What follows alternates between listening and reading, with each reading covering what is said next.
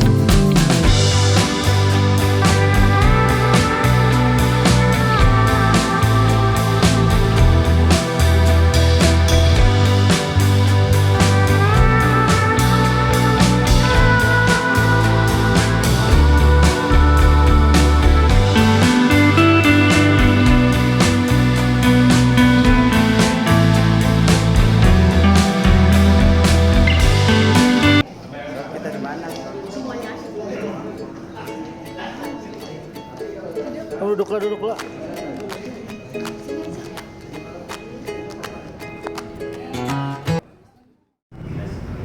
Dan pada saat itu Bandung juga dijuluki sebagai fashionnya Hindia Belanda.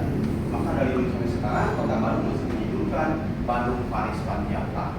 Yang ketiga, kesuburan tanahnya, dataran Pariangan, terutama kota Bandung, tanahnya sangat subur sekali. Makanya di sini itu banyak pepohonan karena sangat subur sekali. Yang keempatnya, di Batavia pada saat itu ada suatu wabah penyakit yang melibatkan ratusan orang perwira Belanda, ialah wabah penyakit kolera alias diare, ya. Banyak yang meninggal di sana. Yang terakhir, Bandung jauh dari pantai. Maka dengan berpikir secara matang, pemerintah Belanda memilih kota Bandung sebagai ibu kota kolonialnya. Maka dibuatlah gedung sate ini di kota Bandung.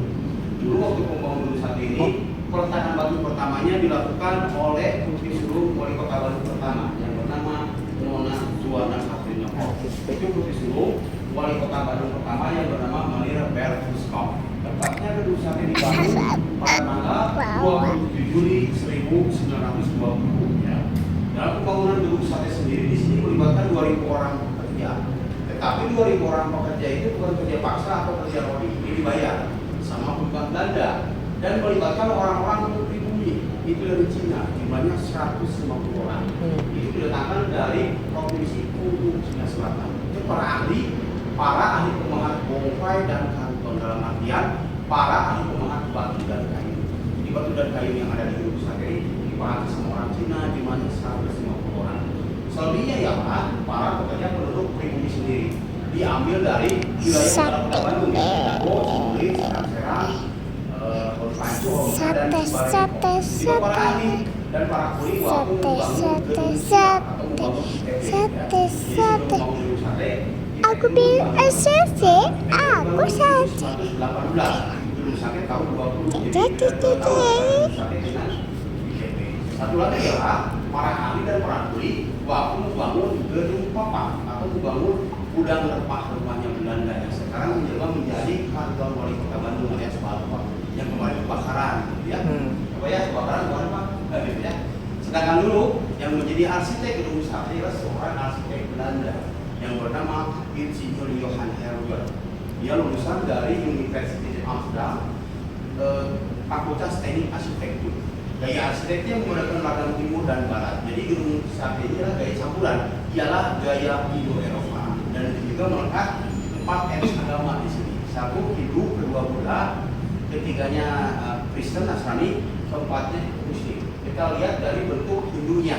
Kita lihat dari bentuk Hindu di menara pertama itu menyerupai bangunan Meru dari Bali dan menyerupai bangunan pagoda dari Thailand. Untuk Hindunya. Untuk Buddhanya kita lihat dari ornamen di tengah gedung sate ada ornamen berbentuk candi, itu untuk Buddhanya. Dan yang ketiganya ialah Nasrani. Di aula barat dan aula timur menyerupai bangunan gereja yang tadi kita lihat ada acara ya. Jadi bangunannya sangat tinggi sekali.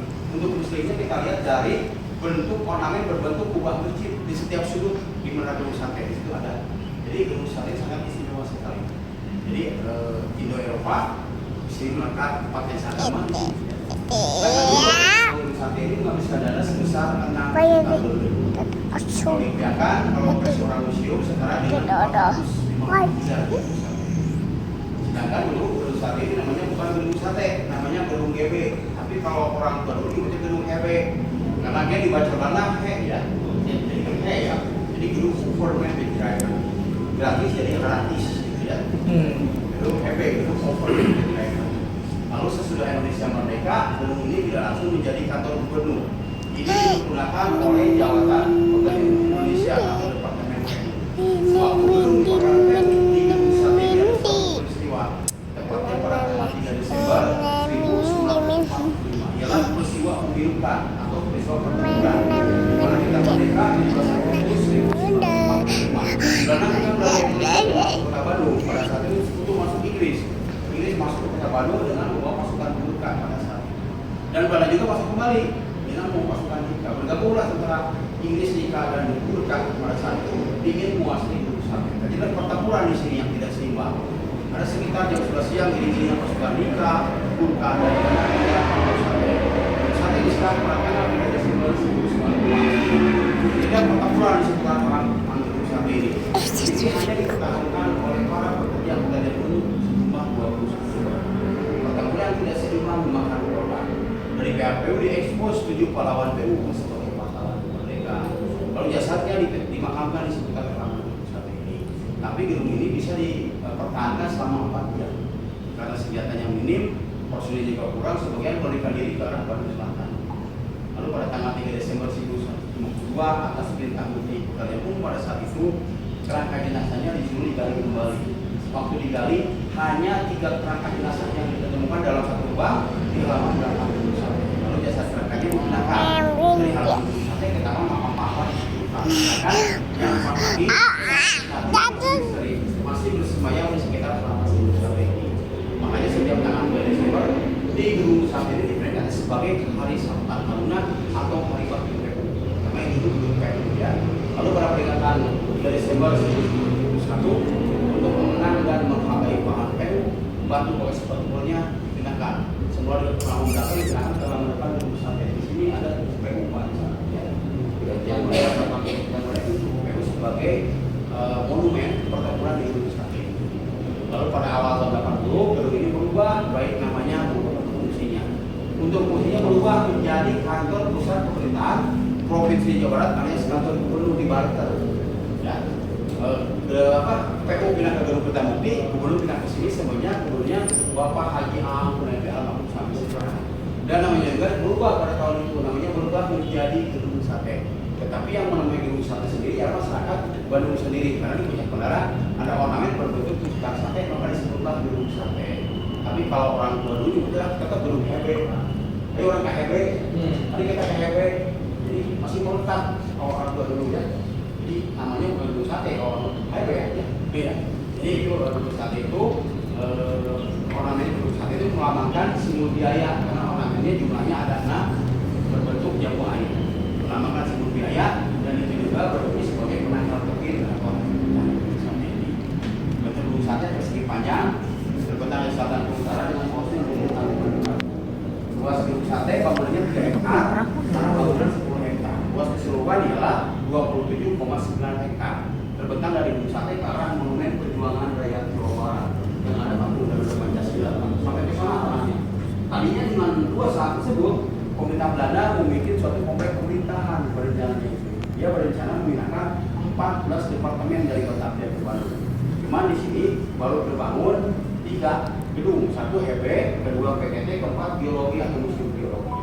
Nah, berencana memindahkan 11 lagi dari kota Abdian ke Bandung. Cuman tidak jadi karena sekitar tahun 30-an resesi global melanda Eropa. Jadi imbasnya ke pemerintah yang ada di Indonesia. Pada saat itu Belanda dalam keadaan bangkrut dan kalah perang dunia kedua. Di sini hanya dipakai kantor Departemen Pariwisata dan Manverker, Departemen Belanda, Pengiriman Belanda, dan Departemen Lalu Lintas Belanda. Dan di sini ada jawatan kereta api yang pindah ke Viade, Balai Besar. Di sini ya. Malah di sini juga kemarin ada profesor Pak dari IPB. Dia itu apa jurusan transportasi Pak di TPKD mengenai pelajari kereta api. Ini hanya sesuai apa Pak ya? Dulu ini sebagai gedung government director. Terus ambil alih jadi Departemen Waterstaat and Management. Tengahnya mana? Itu kalau saya dari sekarang Pak, kalau saya merangkak sesuai dengan sekarang. Nanti hari Sabtu besok mau ke sini Pak, di UPB mau lihat taman-taman Departemen Waterstaat and Management. Jadi sangat luas saat ini ya. Di luasnya itu 27,9. Berencana memindahkan 11 departemen. Jadi di sini mau dibangun Departemen Kehakiman, Dalam Negeri dan selanjutnya. Cuma tidak jadi. Terus kita tahun 30-an resesi ekonomi Belanda Eropa. Di global. Jadi pada saat itu Belanda dalam keadaan bangkrut dan kalah perang dunia. Terus jumlah lantai di gedung sate ialah jumlah lantai. Lantai satu biasanya di bawah tanah ada museum. Lantai 2-nya ruang kerja gubernur yang tadi kita naik lift. Lantai 2 diambil dua aula barat, aula timur. Lantai 3-nya ialah ruang kerja wakil gubernur. Di sana ada kantor sekda dan para asisten. Lantai 4-nya ialah ruang tadi. Begitu kita naik lift kosong, dulu sebagai museumnya gedung sate. Itu ruang eksibisi dulu. Cuma karena ada dibangun museum digital 2016, sebagian ke museum digital kan, sebagian digunakan. Kalau kita berada di lantai 5 atau ruang VIP. Jadi ruangan ini khusus untuk menjamu tamu spesial gubernur. Orang tidak bisa sembarangan. Harus punya izin. Bagaimana saya bisa di sini? Iya. Misalnya di sini juga besar, Pak. Ini perangkat tinggi juga di sini Pak. Jadi para siswa itu juga dulu pakai perangkat tinggi Belanda sekarang merayakan acara tadi jemaah makan, jemaah minum. Jadi kalau tidak sembarangan di sini. Dan di sini juga bapak bisa lihat di belakang. Ini bukan alat pemanas, bukan visual. Ini alat sirine atau bel. Jadi dari zaman dahulu dibunyikan kalau dalam keadaan perang. Konon volume suaranya bisa terdengar radius 20 sampai 40 km.